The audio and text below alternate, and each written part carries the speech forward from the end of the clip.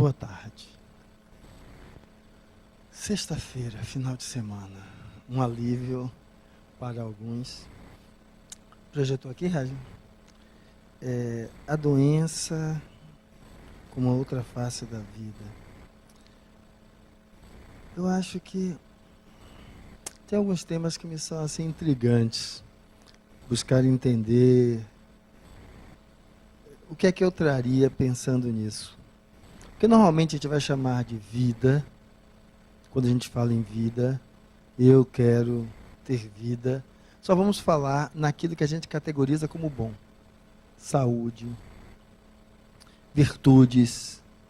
Vamos falar de vida falando de aspectos, então, descritos como positivos. E, na realidade, o que é vida? Né? Porque ele vai colocar assim a outra face da vida. Primeiro, eu acho que precisaríamos perceber melhor, quando nós estamos falando de vida, qual é a extensão que isso tem. Porque a gente também pode pensar em vida, a nossa existência. Só que se nós olharmos verdadeiramente, temos um espaço enorme de coisas que vão englobar isso. Aonde, por exemplo, pensar em todo o nosso sistema, toda a nossa galáxia como vida. Só um minutinho, Raja não está projetando. E apaga essas luzes daqui, por favor. Então é o seguinte, quando a gente vai falar em vida, lembrando que, então, pensar em vida, vamos pensar inicialmente como coisas boas, maravilhosas para nós. Pensar em vida como, já ao contrário, aí tem a foto ilustrativa da galáxia, mas vamos considerar o universo como um todo. E até agora que nós conhecemos, de ser inteligente, portador do raciocínio ao nível que nós temos, só nós. Então, em teoria, tudo isso feito para nós. Então a vida ganha então aí uma outra amplitude. Então o que olhar quando nós falamos de vida? Eu acho que a doença, ela tem uma função fantástica. É nos fazer despertar. Porque enquanto estamos naquele espaço que eu defini como vida, tudo bom. As coisas estão fluindo bem, está tudo tranquilo, tenho saúde, tenho paz, certo? Como se a vida só fosse isso. E esse despertar da vida, porque assim, nós não fomos criados para vivermos isoladamente. Nós fomos criados para viver em comuna, viver junto. E aí é onde vai estar o problema. João mora com a mamãe, vai casar, vai continuar morando com ela. Quando juntar ela e a sogra e a nora, o problema está aí estabelecido. Meu filho, quer começar a viver bem? Vá para a sua casa. Então, essa coisa que é crescer e aprender junto, certo? A partir daí começa. Mas nós estamos falando de problema e não de doença. Por quê? Vamos dar o nome de doença, dentro do ponto de vista orgânico, a problemas naquele funcionamento esperado como normal e natural, e aí vamos chamar de doença. O distúrbio psíquico é a mesma coisa, temos mais ou menos uma curva de normalização, e aí o que está dentro dessa curva, saúde, o que está fora disso é um problema, e aí é doença. Então, a doença tem um elemento, eu acho, fantástico, para nos fazer despertar. Despertar para a gente sair daquele sonho do mágico de Oz, Alice no País das Maravilhas, e a gente começar a perceber algumas coisas, que lembrando da história do filhinho que vai sair, e aí então, não vai sair, vai casar e ficar junto a sogra e a nora, que ela vai falar que a nora é o cão, todos não se relacionam muito bem, e o filho é um anjo, é um santo, é ela que faz com que ele não ajude mais a mãe, com que ele não esteja mais todo final de semana ali junto. Então a gente faz o quê? Transfere para o outro essa característica. E aí vamos criar um problema e uma doença no relacionamento. E a doença vai nos mostrar o seguinte: seu filho não é tão santo. Porque ele tem 2 pernas, 2 braços e vontade própria. Faz o que quer e não o que a outra manda. Não, mas ele faz o que ela manda. Então, ótimo. Você está agora provando do seu próprio veneno. Você o criou, educando a fazer o que você mandava. Como o chefe agora é outro, você perdeu a poltrona, perdeu o lugar. Você não educou para ser ele mesmo, para assumir as suas determinações, suas enquanto dele próprio. Você o ensinou para estar sempre alijado à bainha de alguém, sua ou do pai. Só que agora o ser que está no centro da questão não é você nem é o pai. E aí vai chorar aquilo que ajudou a cultivar. Então, a doença vai nos fazer despertar para isso. Porque se ele realmente faz só tudo o que ela quer, a questão já vinha antes. Só que antes, tudo que ele fazia era o que você queria. Era aquela pessoa que não tinha uma posição própria para tomar, era um dependente. Então a doença, como parte da vida, como a outra face da vida, ela vai nos mostrar a outra face. Porque vida, quando vamos entender, aquela imagem da galáxia talvez explique melhor. É algo assim, extenso, cheio de detalhes, complexa. É uma totalidade que nós não conseguimos alcançar por completo. Vida é isso. E aí ela precisa estar sendo aí representada. E quando a gente vai falar em vida, uma das coisas que eu brinquei ontem, a gente vai precisar olhar qual é o nosso papel na vida. De insigne passante ou insignificante. Ou se a gente é capaz de tirar o prefixo, em vez de mudar só a segunda parte da palavra. Porque, às vezes, nós passamos pela vida desse jeito. A gente não diz para que veio. A gente cresce igual bichinho, que acorda de manhã, se espreguiça, toma café, almoça meio-dia, final da tarde, volta, dorme de novo e sai. Mas, Fernando, o que é que isso tem a ver com a doença? Porque, veja só, quando esse ser mantém esse prefixo do insignificante, do insigne passante, ele simplesmente coloca na mão do outro a responsabilidade do que é dele. Então, quando tem problema de relacionamento, de ordem psíquica, então, é porque meu pai ou minha mãe me tratou desse ou daquele jeito. A culpa é do papai ou da mamãe. Mas ele hoje já tem mais de 20. Quer dizer, para pegar um carro, dirigir, para viajar, para fazer qualquer outra coisa, ele pode ser senhor dele mesmo. Mas para lidar com as suas questões internas, ele ainda está nos braços do papai e da mamãe. Ah, mas é um trauma. E aquele trauma fica. Mas espera aí, você está dizendo então que a vida é imutável? Porque a doença, ela vai nos mostrar justamente disso. Aonde estava a fantasia do mágico de Oz e onde está a realidade. Ela vai servir para nos mostrar exatamente isso. E aí, a ideia, quando nós vamos trazer a ideia que o Espiritismo nos traz, é que ele vai conseguir ser um elemento de modificação nessa postura nossa frente o que a gente possa chamar de doença. Porque quando o indivíduo assume a sua responsabilidade, o seu papel, frente à vida, aí é o primeiro passo que ele está dando para verdadeiramente sair dessa posição. E aí então a gente vai perceber que esse ser que a gente está falando, literalmente, ele é esse ser interexistencial, de uma existência a outra, essa pulsão que me leva, me move a vida. E se eu olhar nessa representação de criança, velho, essa pulsão era a mesma, que me fazia me comportar de uma maneira quando criança, de outra quando adolescente, de outra quando adulto, de outra quando idoso. Essa pulsão não começou aqui, já vinha, porque o espírito não nasce com o corpo. Ele não nasce com o corpo. ele traz aquilo que já foi advindo de outras vidas. Então, como querer uma vida de paraíso? E normalmente quando a gente fala de paraíso, é esses paraísos fantásticos, né? Que vamos ficar sem, é o paraíso do ócio. Ficar sem fazer nada. Eu estou louco pelas férias para ficar sem fazer nada. Porque o trabalho não é um paraíso. O paraíso, quando a gente vai descrevê-lo desse jeito, ele só tem valor se tiver como antítese um inferno. Porque a alegria de estar no paraíso não é estar no paraíso, é saber que o outro está no inferno. Ele está pior do que eu.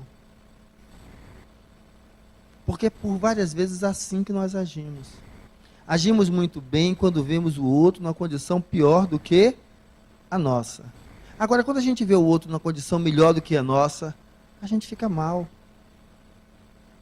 A gente fica mal. Todos os meus colegas de classe que foram do 2º grau são excelentes profissionais, ganhando milhões. E eu não. Eu não ganho milhões. Mas é porque eu estou abaixo deles. Não é o quanto do que eu ganho, o que é que eu consigo prover? O que eu posso me melhorar para fazer mais? Não, é esse viés de olhar para como está o outro. E aí a gente precisa perceber que quando estamos falando dessa pulsão, desse elemento que impulsiona, que é o espírito, eu não posso querer delegar a minha mãe, a meu pai, a meu irmão, a quem quer que tenha vivido comigo, a responsabilidade por eu ser quem sou. Porque quem eu sou é algo que vai se formando na minha trajetória, que já veio antes, porque eu já tinha integrado a mim conhecimentos, experiências. E aí então, quando eu reencarno, está adormecido o que eu fiz, como eu vivi, mas esses elementos que são valores estão aonde? Em minha alma. E quando a gente começa a poder pensar desse jeito, é porque aí então nós vamos agora buscar olhar a doença sob o prisma do espírito. Veja como muda. Porque agora, se eu estou me assumindo como esse elemento, e eu estou olhando para a doença, eu sou refém dela? Não. Porque já vivi várias vezes, meu corpo já adoeceu, já morreu, já tive problemas psicológicos, já tive outros. Estou aqui. Não sou refém dela. A partir do momento que eu não sou refém, eu começo então a perceber que eu posso transformar, que eu posso fazer diferente. E aí então a gente vai deixar de delegar ao outro fazer isso.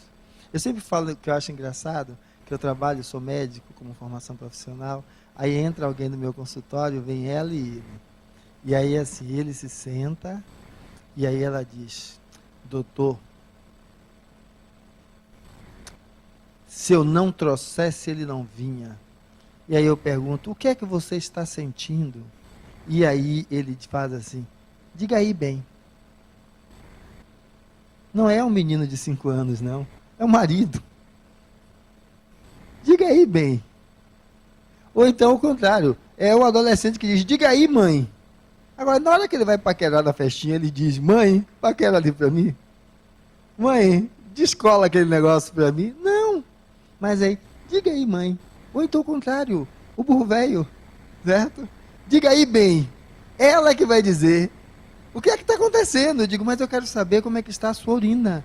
É o senhor que olha, não é ela. Aí ele fica, aí ela começa a dizer como é que estava. Naquele dia que você me chamou, estava assim, assim, assim. Mas veja, é esse hábito, porque agora a gente só faz isso quando nos convém. Só faz isso quando nos convém. Então a ideia de se perceber espírito é sair dessa posição. Ou então a gente fica assim, essa semana uma outra pessoa no meu consultório pergunta assim: doutor, eu estou doente, eu tenho insuficiência renal, eu tenho diabetes, mas eu acho que isso é um problema espiritual. É algum encosto junto de mim. Já me disseram que tem gente fazendo trabalho para mim. Eu digo: é problema espiritual mesmo. E tem espírito trabalhando contra você. E aí ele fez, eu acredito nisso, doutor, ainda bem que o senhor é espírito. Eu digo, isso mesmo. Você já se olhou no espelho de manhã cedo? Você já viu aquele espírito? É ele que está fazendo isso contra você. É ele que está fazendo um trabalho contra você. É ele. Porque enquanto não assume a responsabilidade de si mesmo, delega ao outro. Delega ao outro. Porque é muito mais cômodo. Se der problema, foi ela quem falou, ela que esqueceu de dizer o que estava acontecendo. E aí, às vezes, quando chega em casa, diz, e aí, bem, você deixou de falar aquele negócio? Porque às vezes vem na outra consulta, ela vem sozinha. Ela disse que ele brigou com ela porque ela não falou não sei o que tinha que falar, que ele não disse. Como se não tivesse boca. Então, quando a gente fala, é você poder assumir a responsabilidade. Não, Fernando, você está falando de um caso que não sou eu. Não sou assim, eu chego lá. Mas é o seguinte, a quem é que você alija a responsabilidade da sua vida? Eu acho algo fantástico, porque às vezes a gente tem a história do mentor. Nós espíritas, com todo respeito a todos eles. E alguém pergunta assim, Fernando, quem é o seu mentor? E eu digo, não sei. Não vou dizer que tenho raiva de quem sabe, porque eu não sei nem quem sabe, certo? Mas veja só, tem uma história lá no Evangelho que diz assim, quando você quiser fazer um auxílio ao outro, vai e faça sem que ele perceba que você está fazendo. Porque senão, em vez de estar sendo um auxílio que estimula ele a levantar e fazer as coisas, vira um elemento opressivo. Porque fica claro para todo mundo, eu vou pegar o dinheirinho aqui, Antônio Carlos, toma esse dinheirinho aqui, você pagar suas contas que você está devendo. Maravilha, né? Então, para eu fazer, eu tenho que deixar todo mundo sabendo, para todo mundo achar que eu sou o bom. Então é a mesma coisa. Quer me ajudar? Pode me ajudar sem precisar revelar-se quem é. Se revelar, converse comigo. Converse comigo. Mas eu jamais vou exaltar nada em seu nome. Em nome de fulano. Ah, não, mas aí se for contrário, foi uma comunicação, uma psicografia, aí ele vai se apresentar para mim, eu perguntar, é você? É. Vou fazer alguns cheques, né, para saber se está mais ou menos batendo, e aí assino, como psicograficamente, coloquei lá, foi de fulano. Mas olha só, para eu assinar, eu tenho que saber que foi de fulano, porque tudo aquilo que sai através de mim, antes de mais nada, é responsabilidade minha.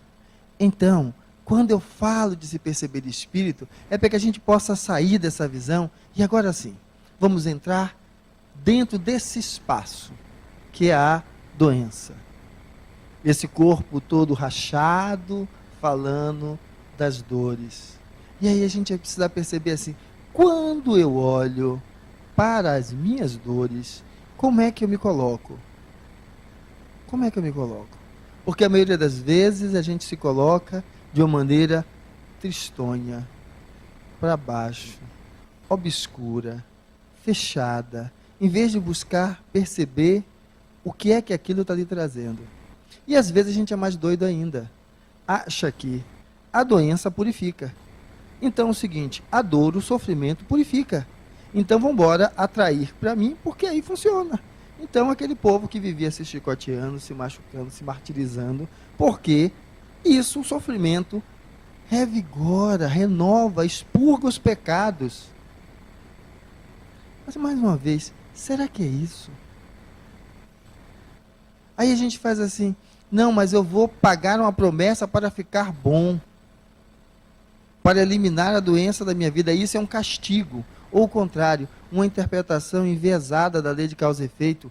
Isso é porque na vida passada eu fiz com alguém e agora está acontecendo comigo.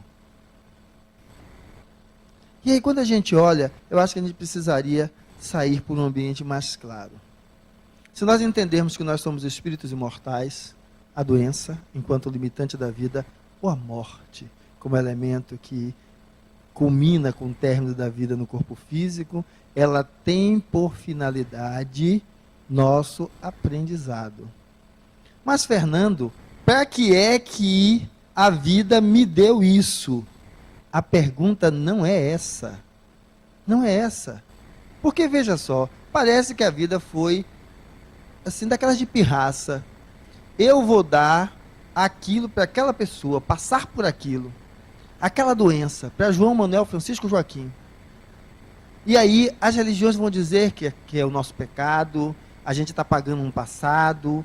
E aí eu pergunto o seguinte: boi, vaca, cavalo, cachorro, gato, adoece?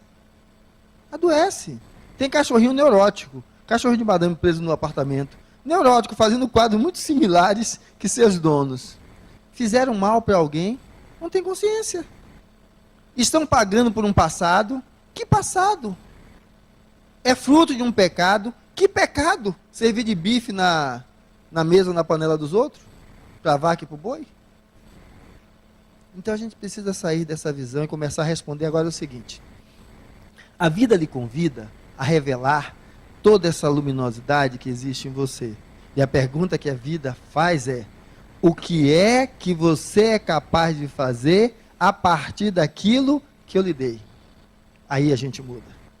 Aí a gente vai ver aquele que nasce na favela, na condição mais miserável, que o pai espanca, é drogado, e ele consegue fazer uma vida sem ser drogado, sem bater na sua parceira, aprendendo a respeitar o outro.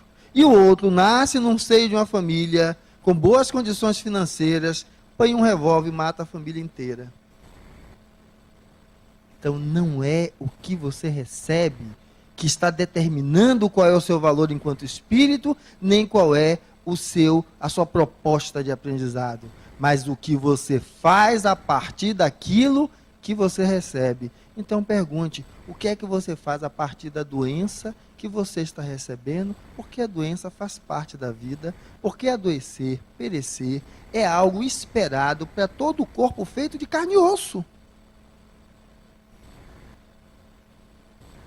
A doença é a outra face da vida? Não, ela é mais um dos aspectos da vida. Então a gente precisa olhar para ela com outro olhar e a gente procurar ver algumas coisas. Tem um quadrinho aí falando sobre algo que eu acho fantástico. Não tem nada que seja tão ruim que com um toquezinho você não possa colocar um pouquinho de culpa e torná-lo pior ainda. Porque é literalmente isso. Literalmente. Quer ver aquela história? Sai, chega tarde. Estava tomando as 2 cervejas, chega tarde. E no outro dia bateu a lateral do carro. Não matou ninguém não, um pouquinho, bateu a lateral do carro. Tá vendo? Se você não estivesse bebendo, a satisfação é que ele bateu o carro. E agora ela vai mostrar que ele está errado porque ele bateu o carro. Independente de bater o carro ou não, beber para dirigir é algo que já é errado de per si. A preocupação dela não é com isso. Então, é colocar mais um pouco de culpa, porque acha que é a culpa que vai fazer com que aquele ser deixe de ser o que é.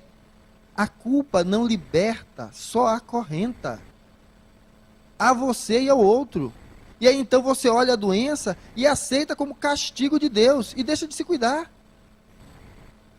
Mas é assim mesmo.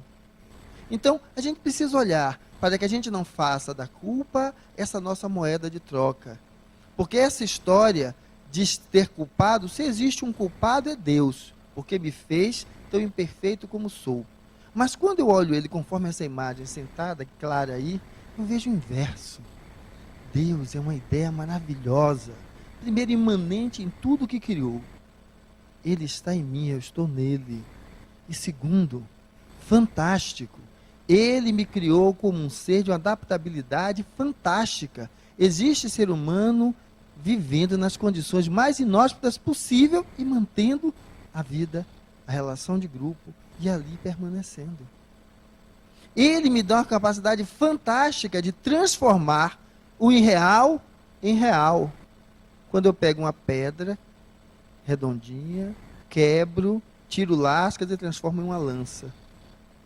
Essa é a capacidade humana de transformar o irreal, porque aquela lança não existia, não era real, em real.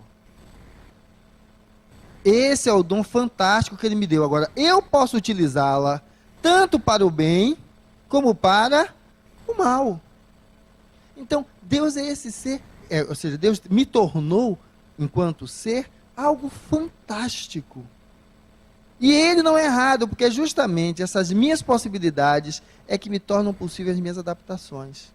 E aí, então, quando a gente olha essas possibilidades, vamos lembrar que uma das coisas que nós fazemos com ela é nos acorrentar. Porque a gente está doente e aí diz, eu já não posso fazer mais nada por causa disso. Eu brinco com meu irmão mesmo, eu digo que ele é muito mufino, é uma palavra que a gente usava muito antes. Então, qualquer gripe, ele está arriado no sofá e não quer ir para o trabalho. Eu digo, velho, no dia que eu puder não ir trabalhar por causa de uma gripe, eu vou estar muito bem na foto.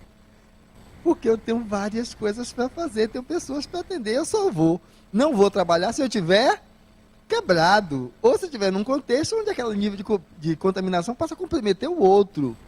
Mas não dá. Mas veja só, se acorrenta. Porque a doença torna-se uma desculpa para não fazer o que tem que fazer. É fantástico com as gordinhas. Vivem querendo fazer teste de hormônio tireoidiano, porque se aparecer hormônio tireoidiano baixo, a culpa é da tireoide. Não é dela que não sabe controlar a boca. E aí toma o hormônio da tireoide, continua a mesma coisa.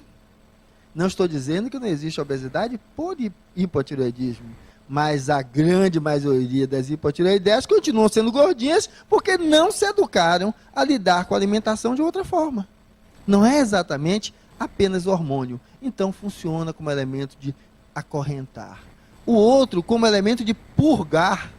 Porque aquela história do inferno, que vivia purgando os seus pecados, então ele abraça a doença como companheiro e não larga, porque é uma forma de purgar os seus pecados. E aí então, mais uma vez, é o espírito concorrendo para a sua própria degradação. Mas Fernando, ele pode estar pagando pelo que ele fez. Meu velho, ele pode estar na pior das condições. Eu conheci um na época de internato que era tetraplégico, só mexia um pouquinho as mãos, na enfermaria do Santa Isabel. Ninguém falasse com ele morrer porque ele não queria. O que é que ele podia fazer? Dava na enfermaria, quando alguém passava mal, ele gritava, enfermeira! Ou seja, encontrava significado para a vida dele na limitação que ele tinha. Mas quando o contrário, apagam o significado da própria vida, utilizando a doença como essa forma que está aí, de purgar algo. E aí, na condição de doente, não faz. Vira aquela história do peso para o outro. Como é que você vai viajar e deixar sua mãezinha aqui desse jeito? Começa a usar como moeda de troca. A purga é fictícia. Mantém a mesma história. Aonde a doença limita as mãos. Tem um quadro que vocês conhecem, eu sempre esqueço o nome dele. Um maestro que foi tendo uma doença degenerativa nas mãos, e aí ele, pianista, né? Que ele foi tendo a doença degenerativa nas mãos e não conseguia mais tocar piano. É quem melhor executa as obras de Bach, salvo engano.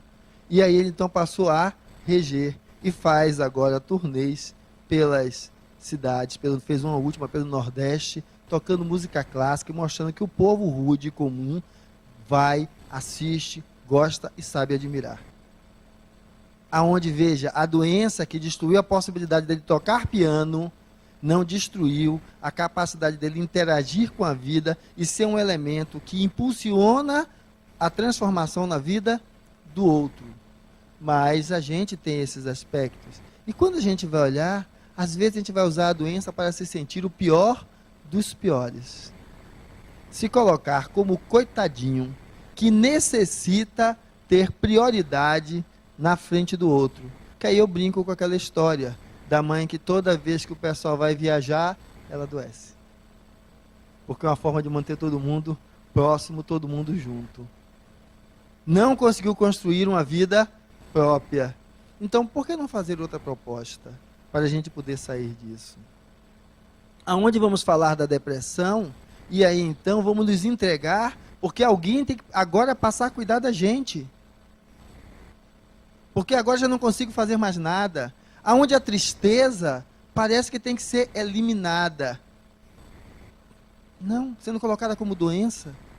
Tristeza é necessário, sim. Para a gente repensar aquilo que não deu certo, não voltar a fazer de novo. Eu não tenho que estar sorrindo e dando pulinhos a vida inteira. Faz parte. Agora, eu preciso fazer com que ela não seja elemento aprisionador, que em vez de ser aquele status, certo, de redução do humor, mas que está me levando à introspecção, não se torne um status que me leve ao enclausuramento. Cabe a mim fazer esse movimento e querer transformar. Porque é cômodo ficar apenas no choro. Eu vi coisas fantásticas. Eu trabalho como nefrologista, uma menina que ela era professora, uns 23 anos, perdeu a função dos rins por causa de uma doença chamada lúpus, foi para a máquina, se revoltava com Deus, o mundo e mais um pouco. Além do lúpus, da insuficiência renal, da diálise, ela fez hepatite B, hepatite C, tinha uma barriga desse tamanho, que parecia uma gestação de 1 ano. Eu internei ela no hospital para tirar o líquido do abdômen, e aí internaram ela na maternidade, porque acharam que estava grávida. Essa criatura fez uma trajetória fantástica. Ela, em vez de ficar chorando e revoltada, ela começou a perceber que ela precisava cuidar da vida dela. Então ela passou a se cuidar, a não querer jogar sobre os outros a culpa daquilo que estava acontecendo com ela. Aí ela conseguiu tratar o lúpus, reduzir a ascite, voltar a ter um corpo normal. O vírus B se tornou negativo da hepatite, o vírus C da hepatite se tornou negativo. Ela conseguiu transplantar, fez psicopedagogia e trabalha hoje, já está, acho que há 10 anos, com o transplante funcionando muito bem, graças ao esforço dela. Ou seja, tinha tudo para fazer um caminho contrário. Mas veja como sair da posição apenas do choro transforma. Ou achar que a vida só são maravilhas. A vida vai ter tormentos. Faz parte. A vida é feita de altos e baixos. Mas toda vez que eu estou num baixo, aquilo é um problema. Porque eu não sei me utilizar dos momentos mais difíceis para encontrar a luz no fim do túnel. Porque não tem fim de túnel, mas a luz naquilo pelo qual eu estou passando. Então, o convite da vida é que a gente seja capaz de sair dessa aparente condição, de estar como que enclausurado pela doença e não poder fazer nada.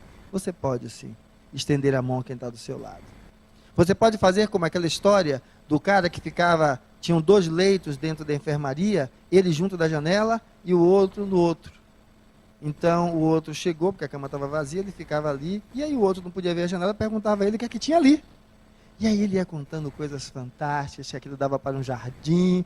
E aí lá para um tanto tempo depois, o outro, lógico, doido para querer ficar ali, né? Mas o lugar é de quem já estava. E aí lá para frente ele passa mal e aí morre. Alguns botam umas pimentinhas ainda, que em vez de chamar o enfermeiro, ele ficou calado, porque se o outro morresse, o lugar seria dele. Mas morre. E aí ele, quando vão tirar o corpo, limpa tudo, ele alega da vida assim, agora eu posso ir para outra cama? Aí a outra diz, pode. Aí quando ele vai para outra cama, ele olha, a janela dava para uma parede. E aí ele perguntou, chamou a enfermeira, mas como é que ele me contava tanta coisa, que ele via tanta coisa? Ela dizia, ele é cego. Ele via com a alma. Ele aprendia a ver possibilidades de esperança e não apenas possibilidades de dissolução da vida. Ele via em cada um dos elementos não uma cruz pesada para carregar, mas sim uma possibilidade de lidar, superar com todas as suas dificuldades a partir do momento que ele levava para alguém uma imagem melhor do que aquela que ele estava ali se deparando. Ele transcendia o lugar. A doença é um convite para que você transcenda a sua condição atual, vá além, e aí então você possa abrir os olhos, e de olhos abertos, aonde então a doença foi um impulsionador, você possa simplesmente deixar de olhar apenas para as sombras, porque é isso que nós fazemos. Para vocês entenderem melhor, caso-me com Joana, depois de alguns anos, Joana parece o cão, porque eu só estou vendo a sombra que eu projetei nela. O filho tão amado, que eu queria que fosse médico, vai ser cabeleireiro e gay. E aí eu vivo a dor, porque eu estou projetando nele mais uma vez a sombra da minha incapacidade de me perceber homem, independente da orientação sexual, homem enquanto ser. Eu transfiro para essa sombra os meus desvios de caráter, que eu vou jogar agora sobre um aspecto de comportamento sexual. E aí a gente começa a ver a sombra em tudo. A sombra no governo, miserável, PT que não faz nada, e não consegue ver o seguinte, o que você está fazendo? que você está fazendo. Porque a coisa mais fácil é isso. Continuar nessa penumbra, à espera do Salvador. À espera do Espírito iluminado, imaculado, que venha salvar você. Porque está lá no Evangelho, o pastor guiando as suas ovelhas. E você é mais uma ovelha que está ali aguardando o seu pastor para lhe guiar. Só lembre-se que ser ovelha é algo fantástico. Mas lembre-se que duas coisas gostam de ovelhas: o pastor e o lobo também. Pelos mesmos motivos. Não tem garras, não tem dentes afiados, não vai lhe machucar, vai lhe manter no mesmo lugar. E aí você vive a cultivar esses pastores. Sem assumir aquilo que é o que o Cristo nos colocou, de que você é que deve ser o pastor de si mesmo. Mas então eu vou abandonar o que acontece externamente, as palavras tão belas de Antônio Carlos, antes de iniciarmos esse trabalho? Não, eu vou ouvi-la, traduzi-la para a minha realidade, e dentro da minha realidade eu vou trabalhar com ela. Eu não vou fazer o contrário, me tornar um seguidor de Antônio Carlos. Porque as palavras que ele diz, para ele tem um significado, e para cada um de nós tem um significado outro. Mas é ótimo ser um seguidor de Antônio Carlos, porque na hora que der errado, foi ele que disse, foi ele que mandou, foi ele que falou. E aí joga pedra nele. Que tem uma música linda de... Como é? O Homem dos Olhos Azuis, não é Caetano, não, é... Chico Buarque, Joga Pedra na Geni.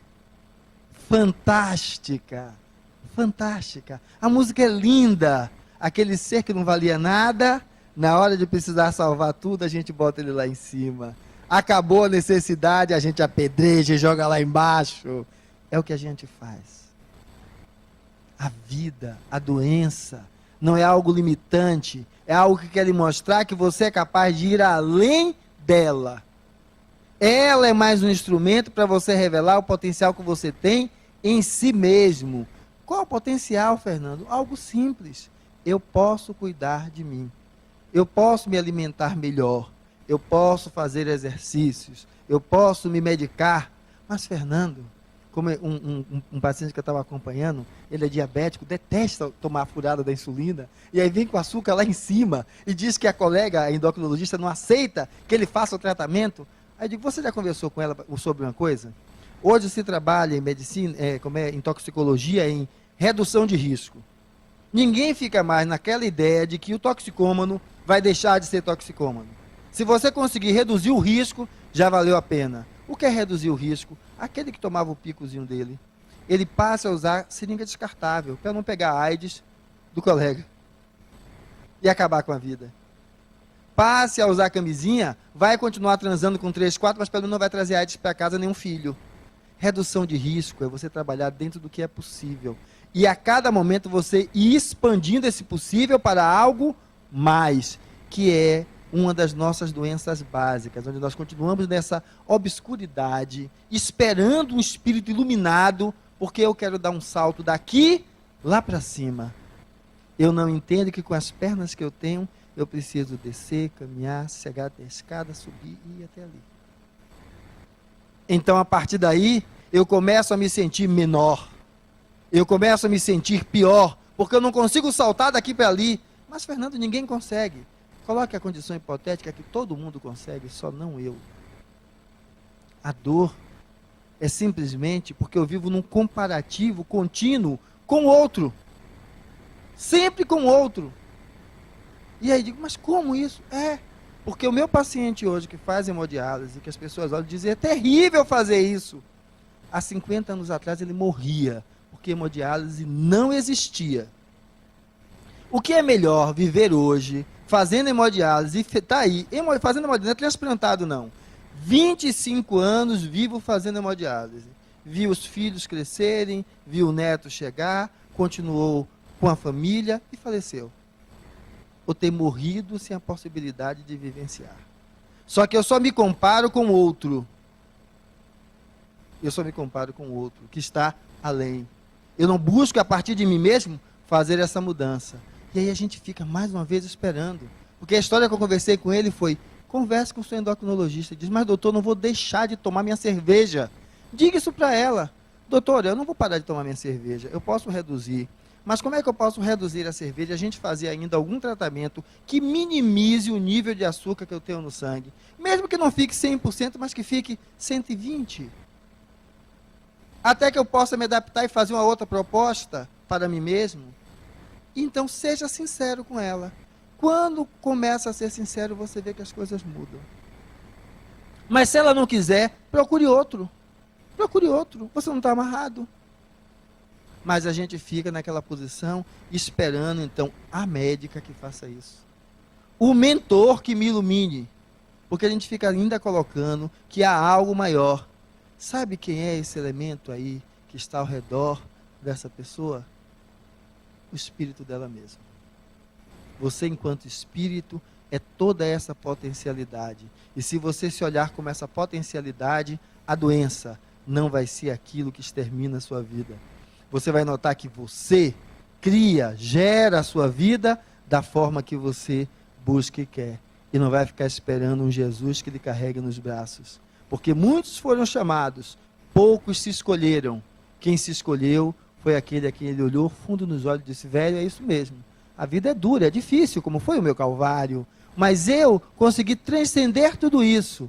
Você consegue também. Vá adiante. E aí, então, indo adiante, transforme a sua vida em uma oração viva. Transforme-se no exemplo, como eu também o fiz. E a partir daí, sendo exemplo, você possa mostrar que isso é a definição do Espírito. Algo que está muito além do que os nossos olhos podem conceber, mas que tem em si o bem e o mal. Porque bem e mal mudam de característica toda hora, a depender do contexto em que você vive. Aonde nós precisamos fazer as pazes com o que há de sombrio, mesmo que seja a doença. Quando a gente então faz dela, em vez do inimigo, um amigo. E a partir daí, a gente então possa fazer daquilo que é a luz da vida, o nosso amigo, onde o conhecimento, ele se mescle com o sentimento e nos ajude a descobrir verdadeiramente o curador interno que há dentro de nós, que é perceber esse espírito, esse ser imortal, que olha para a vida e não que se coloca à mercê da vida. E assim, se revelando a cada dia, consegue identificar que só ele é capaz de se transformar. Então, a doença, uma proposta para que você vá além do que você se conhece hoje.